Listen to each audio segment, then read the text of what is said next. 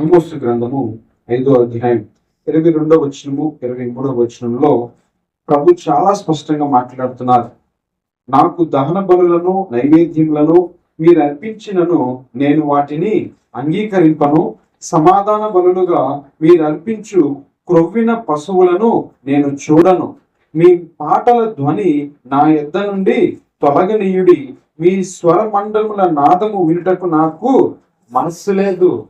మీరు ఏమి తీసుకొచ్చినా నాకు ఇష్టం లేదు, నేను చూడను, అంగీకరించను. మీరు పాటలు పాడి ఆరాధన చేస్తున్నారు, సందడి చేస్తున్నారు, మీ పాటల ద్వారా నన్ను మహింపరుస్తున్నారని మీరు అంటున్నారు కదా, అవి వినుటకు నాకు ఏం లేదు, మనస్సు లేదు. అవి వినుటకు నాకు మనస్సు లేదు. ఎందుకు మనం గమనించినట్టయితే పైన ఇంకొక మాట కూడా చెప్తారు చూడండి, 21వ వచనం. అదే ఆమోసు గ్రంథం 5వ అధ్యాయం 21వ వచనం.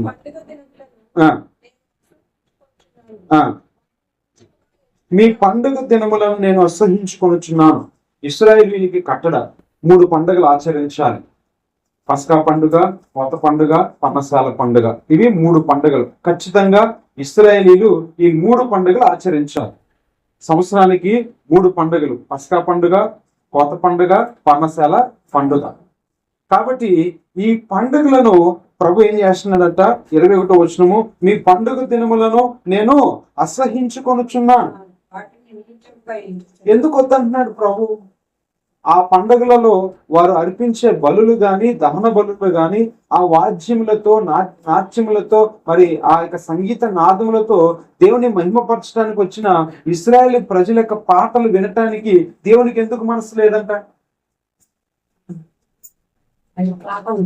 అంటే డీజే పెట్టలేదా? ఇప్పుడు జనాలకి ఏం కావాలి? డీజే కావాలి. సంఘాల్లో పెద్ద పెద్ద సౌండ్లు పెట్టి, మ్యూజిక్లు పెట్టి, పాటలు పాడి సాగదీసి పాడాలి. దేవునికి ఇష్టం అలాంటి పాటలు? సామెతల గ్రంథంలో రాయబడిన మాట ఏంటంటే, బుద్ధిహీనుల పాటలు వినుట కంటే అని ఒక మాట ఉంది.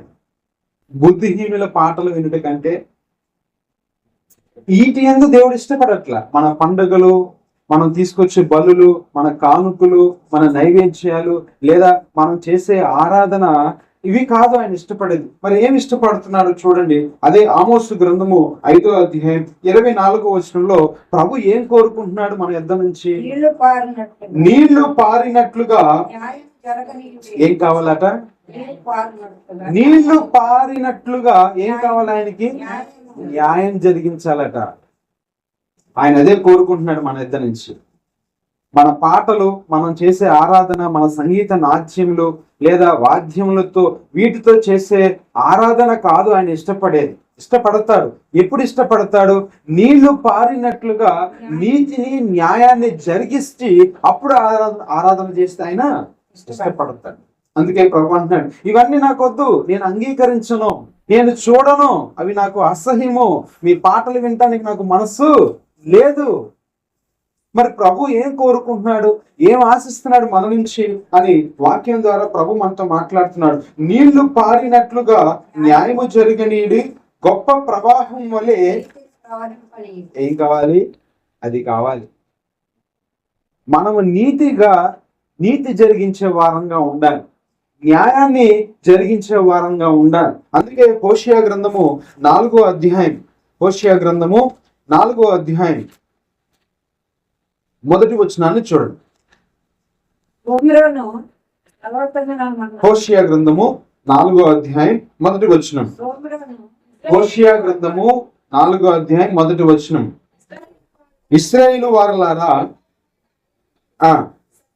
సత్యమును కనికరమును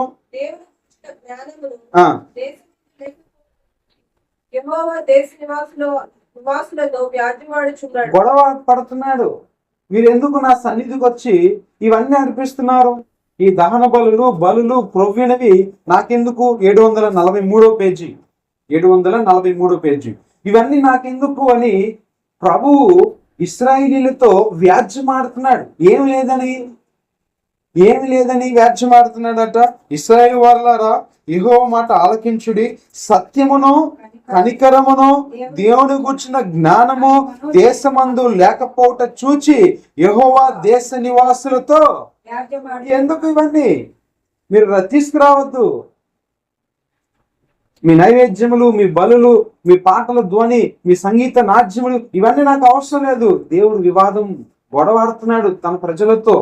ఎందుకంటే ఏమి లేదు వారి దగ్గర.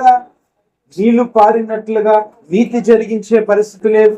నా ప్రవాహముగా న్యాయము జరిగించే పరిస్థితి ఇశ్రాయేలు ప్రజల దగ్గర కనపడట్లేదు. నీతి లేదు, న్యాయం కనపడట్లేదు. మరి నీతి న్యాయములు లేని ఎప్పుడు మరి ఇవన్నీ ఆయనకి ఎందుకు?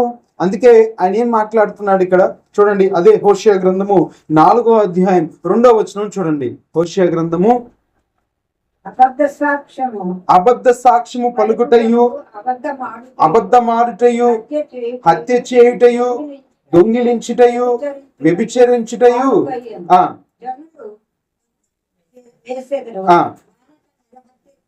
ఏం జరుగుతుంది దేశంలో? అబద్ధ సాక్ష్యము, అబద్ధము పలుకుటయు, హత్య చేయుటయు, దొంగిలించుటయు, వ్యభిచరించుటయు వాడికైపోయింది. జనులకి అదొక అలవాటు అయిపోయింది, ఒక హ్యాబిట్ అయిపోయింది. అబద్ధ సాక్ష్యము, అబద్ధము, నరహత్య, దొంగిలించుట, వ్యభిచారము ఇవన్నీ కూడా జనులకి ఏమైపోయింది? వాడికైపోయింది. అందుకే దేవుడు వ్యాజ్యం ఆడుతున్నాడు. మీ బలులు నాకు అవసరం లేదు, వాటిని నేను అంగీకరించను. ఎందుకంటే జనులు నరహత్య చేస్తున్నారు, అబద్ధ సాక్ష్యం పలుకుతున్నారు, అబద్ధాలు పలుకుతున్నారు, దొంగిలిస్తున్నారు, వ్యభిచారం పాపం చేస్తున్నారు. కాబట్టి మీ బలులు నాకు నీతి లేకుండా, నీతి జరిగించకుండా, న్యాయము జరిగించకుండా నా సన్నిధికి వచ్చి ఇవన్నీ అర్పించినాను నేను అంగీకరించను అంటున్నాడు. ఇది కారణం. ఆమోసు గ్రంథకర్త ద్వారా 5వ అధ్యాయంలో 21వ వచనం నుంచి ప్రభు ఎందుకు మాట్లాడుతున్నాడు? మీ దహన బలులొద్దు, క్రొవ్విన మాంసము నాకొద్దు, మీ సంగీత నాట్యములు నాకొద్దు. ఎందుకు దేశ నివాసులతో దేవుడు వ్యాజ్యం ఆడుతున్నాడంటే జనుల దగ్గర ఏం కనబడట్లా? నీతి న్యాయములు ఏం కనపడుతున్నాయి?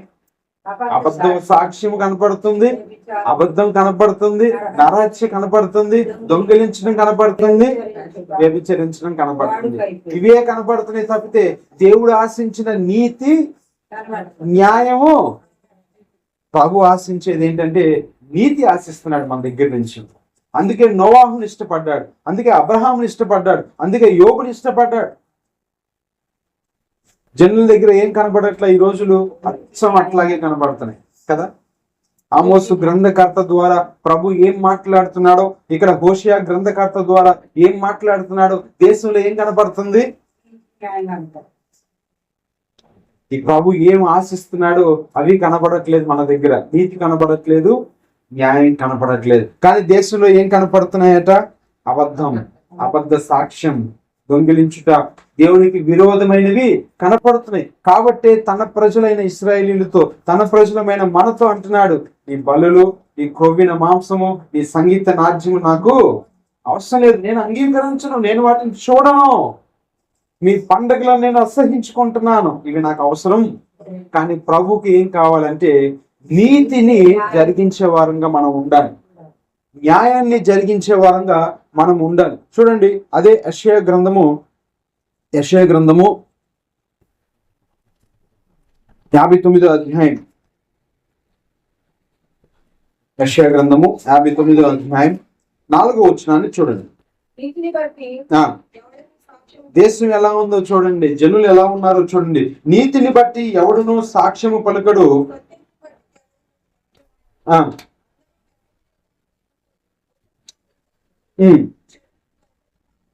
ధరించి ఎలా ఉంది దేశము? నీతిని బట్టి ఎవడు కూడా సాక్ష్యం, అబద్ధ సాక్ష్యము దేవునికి ఇష్టం లేనిది. మనకి ఇవ్వబడిన 10 ఆజ్ఞలలో కూడా అబద్ధ సాక్ష్యం చెప్పొద్దు అన్నాడు. నరహత్య చేయొద్దు, వ్యభిచరించొద్దు, దొంగిలించొద్దు, మీ పొరుగువాని ఏది ఆశించొద్దు. మనం ప్రభు కోరుకున్నవి తప్ప అన్నీ చేస్తున్నాం. ప్రభు మన నుంచి ఏం ఆశిస్తున్నాడో అవి తప్ప మిగతా అన్నీ కూడా మనం చేసే వారంగా కనపడుతున్నాం. అందుకే మనం తీసుకొచ్చిన అర్పణలను ఆయన ఏం చేయట్లా, అంగీకరించట్లేదు. దేశం ఎలా ఉంది? దేశమే కాదు, ప్రపంచం అంతా కూడా ఎట్లా ఉంది? 4వ వచనం, యెషయా గ్రంథం 59వ అధ్యాయం 4వ వచనంలో, నీతిని బట్టి ఎవడునో సాక్ష్యము పలుకడు, సత్యమును బట్టి ఎవడునో వ్యాజ్యమాడడు. యేసు ప్రభు మీద నేరం మోపటానికి ఎన్నో వెతికారు పరిసయ్యులు, శాస్త్రులు, యూదులు. ఏమి దొరకలే ఆయన మీద నేరం మోపటానికి. ఆఖరికి దొంగ సాక్ష్యం పిలుచుకొచ్చారు. చాలా కారణాలు వెతికారు, ఎన్నో నేరాలు మోపారు.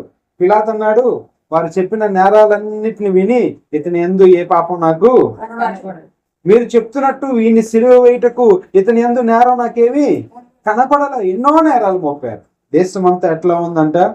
అబద్ధ సాక్ష్యాలు, అబద్ధాలు. నీతిని బట్టి ఎవడు కూడా సాక్ష్యం పలకడు, సత్యమును బట్టి ఎవడునో వ్యాజ్యం ఆడడు. చూడండి, ఎక్కడైనా వ్యాజ్యం జరుగుతుంటే అక్కడ సత్యం ఉండదు. చాలా సందర్భాల్లో మనం చూస్తూ ఉంటాం. వాహనం మీద వెళ్తున్నప్పుడు వాడే వచ్చి గుద్దుతాడు, మళ్ళీ వాడే మన మీద పోట్లాడతాడు.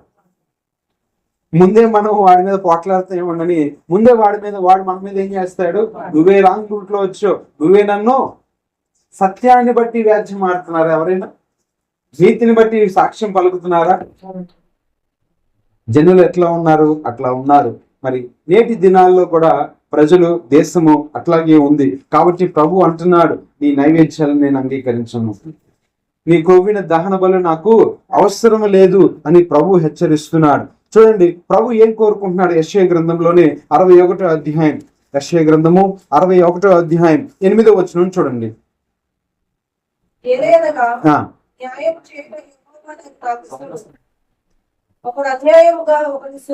దేవునికి ఏది ఇష్టమట? ఏలయనగా న్యాయము చేయుట యెహోవానగు నాకు ఇష్టము. దేవునికి ఏది ఇష్టం? న్యాయం చేయటం దేవునికి ఇష్టం. అన్యాయం చేస్తే ఆయనకి ఇష్టం ఉండదు. ఒకడు అన్యాయముగా ఒకటి సొత్తు పట్టుకున్నట నాకు అసహ్యం. అన్యాయం చేస్తే దేవుడికి ఇష్టం ఉండదు. ఆయన న్యాయం చేయడానికి ఇష్టపడే దేవుడు కాబట్టి, ఆయన నీతిని జరిగించే దేవుడు కాబట్టి, ఆయన బిడ్డలమైన మనము కూడా ఎలా ఉండాలి? న్యాయాన్ని జరిగించే వారంగా ఉండాలి, నీతిని జరిగించే వారంగా ఉండాలి. మరి ఆయన బిడ్డలమైన మనం ఎలా ఉన్నాం? తెల్లారు లేస్తే అబద్ధం, కపటం, మోసం, అన్యాయం. మీకా గ్రంథము 3వ అధ్యాయం, మీకా గ్రంథము 765వ పేజీ, మీకా గ్రంథము 3వ అధ్యాయం 11వ వచనాన్ని చూడండి. 3:11, 765వ పేజీ.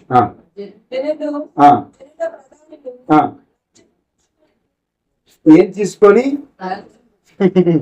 ఎలా ఉంది దేశం? జనుల ప్రధానులు లంచము పుచ్చుకొని తీర్పు తీర్చుదురు,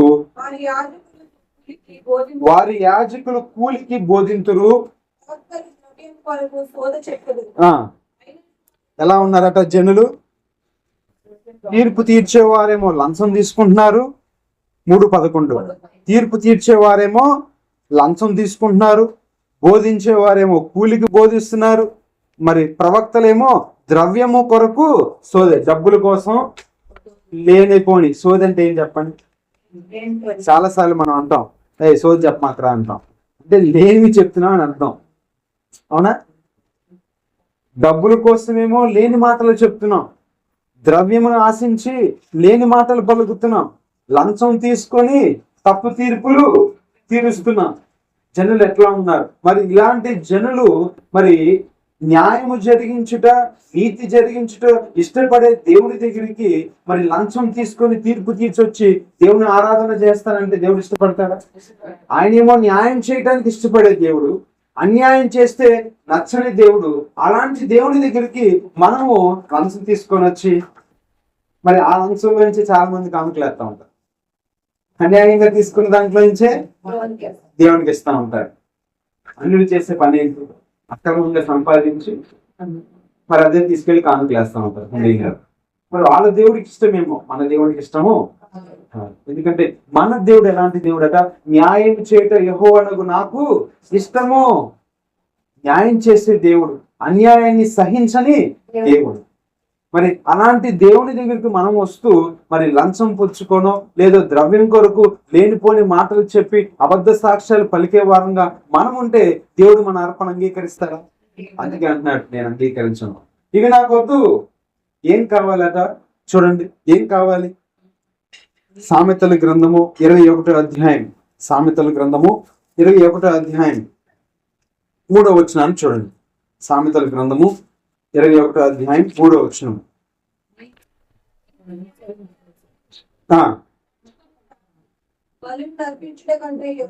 ఏది ఇష్టమట దేవునికి? నీ బలు ఇష్టం కాదు, నువ్వు తీసుకొచ్చే ఏది ఇష్టము కాదు. కానీ ఏది ఇష్టము? నీతి న్యాయములను అనుసరించి నడుచుకొనుట బలులు అర్పించుట కంటే యెహోవాకు ఇష్టం. దేవునికి ఏది ఇష్టం? మనం నీతి న్యాయంగా నడుచుకోవటం దేవునికి ఇష్టం. నువ్వు ఉట్టి చేతులతో అయినా రా, దేవుడు ఇష్టపడతాడు.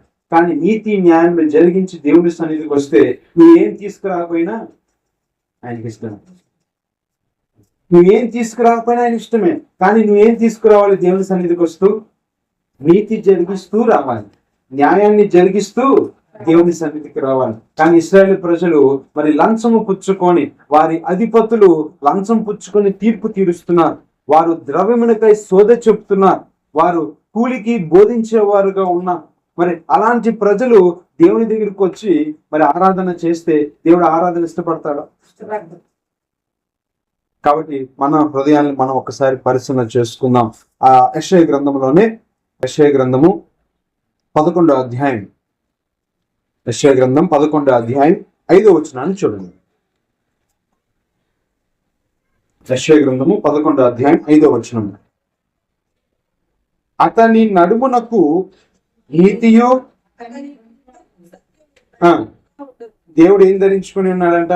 నడుమునకు నీతిని ధరించుకొని ఉన్నాడంట. అతని నడుమునకు నీతియు, అతని తుంట్లకు సత్యమును నడికట్టుగా. దేవుడు నీతిని ధరించుకున్నాడు, న్యాయాన్ని ధరించుకున్నాడు. మరి మనము మరి అలాంటి ఆరాధన దేవుడు ఇష్టపడడు. దేవుడు కోరుకునేది నీతి న్యాయాన్ని కోరుకుంటున్నాడు. ఎలా జరిగించాలట? నీళ్ల ప్రవాహం వలె నీతిని జరిగించాలి, ప్రవాహముగా న్యాయాన్ని మనం జరిగించాలి. ఇంకొక మాట కూడా చెప్తున్నాడు అక్కడ మనం గమనించినట్టయితే,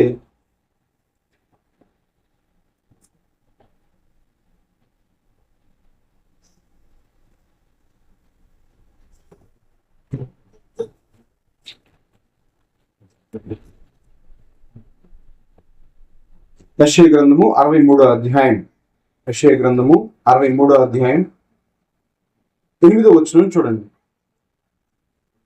యెషయా గ్రంథము, వారు నా జనులనియు అబద్ధము లాడనేరని పిల్లలనియు. మనం ఎలాంటి వారంగా ఉండాలని ఇష్టపడుతున్నాడు దేవుడు? అబద్ధము ఆడనేరని పిల్లలంగా ఉండాలని ఆయన మనకు రక్షకుడు అయ్యాడు. మనకి రక్షకుడు ఎందుకు అయ్యాడంటే ఆయన మనం ఎలా ఉండాలని, వారు నా పిల్లల జనులనియు అబద్ధము లాడనేరని పిల్లలనియు అనుకొని ఆయన వారికి రక్షకుడు. ఆయన దేవుడు మనకి ఎందుకు రక్షకుడుగా ఉన్నాడు? ఆయన మనం ఎందుకు రక్షించుకున్నాడంటే ఎక్కడా కూడా ఇంకా మనలో అబద్ధము ఉండకూడదు అని. అబద్ధము ఆడనేరని పిల్లలంగా మనం ఉండాలి, నీతిని జరిగించే పిల్లలంగా ఉండాలి, న్యాయాన్ని జరిగించే పిల్లలంగా మనం ఉండాలని ఆయన ఇష్టపడుతున్నట్టుగా మనం చూస్తున్నాం. చూడండి, అదే కీర్తనల గ్రంథము, కీర్తనల గ్రంథం 5వ అధ్యాయం, కీర్తనల గ్రంథము 5వ అధ్యాయం 4వ వచనం నుంచి చదవండి. దావీదు రాస్తున్నాడు దేవుని గురించి, దేవా నీవు దుష్టత్వమును చూసి ఆనందించి దేవుడవు కాదు,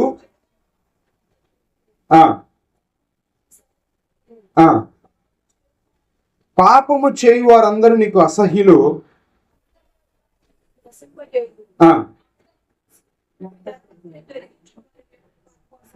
ఎవరు అసహ్యులట? కపటము చూపి నరహత్య జరిగించే వారు యెహోవాకు అసహ్యులు. ఆయన ఇష్టపడడు. అబద్ధములకు ఆయన ఎంత చోట్లేదు. దాంభికులైన సన్నిధిని నిలువలేరు. దేవుడు అంట దుష్టత్వాన్ని చూచి ఆనందించే దేవుడు, చెడును చూచి ఆనందించే దేవుడు కాదు మన దేవుడు. ఆయన నీతిని చేయడానికి ఇష్టపడే దేవుడు, న్యాయాన్ని చేయడానికి ఇష్టపడే దేవుడు. చెడును చూసి చెడు చేసే వారిని చూసి ఇష్టపడే దేవుడు.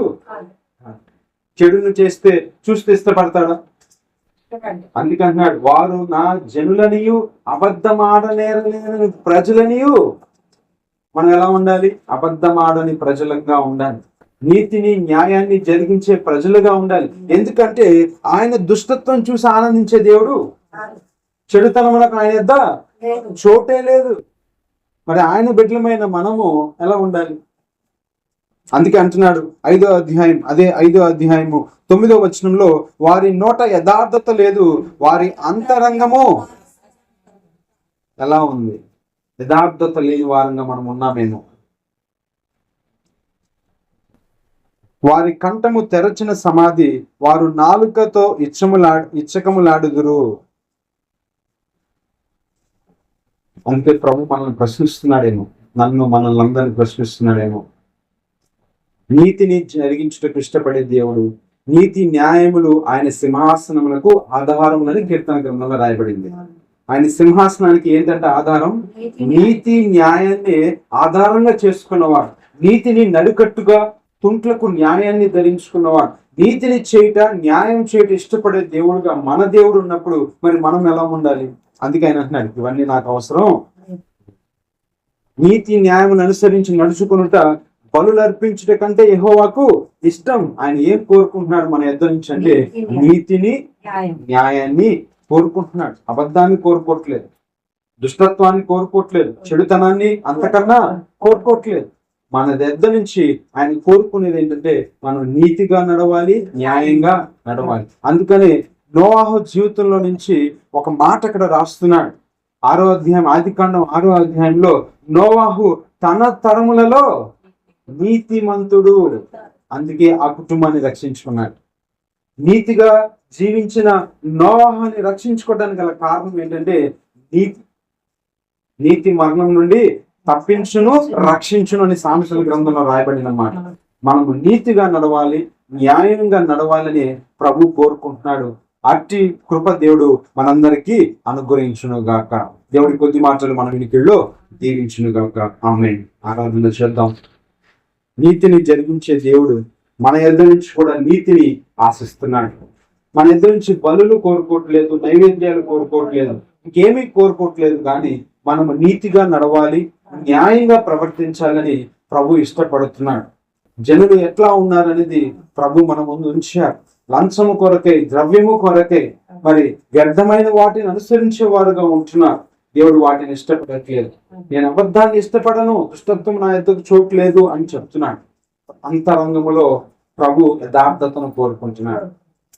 నోవాహుని దేవుడు చూచాడు, సంతోషించాడు. ఎందుకంటే నోవాహు తన తరములలోనే నీతిమంతుడు, నీతిని జరిగించిన వాడుగా ఉన్నాడు. కాబట్టి మనం కూడా అట్లా ఉండాలని ఆశపడుతున్నాడు.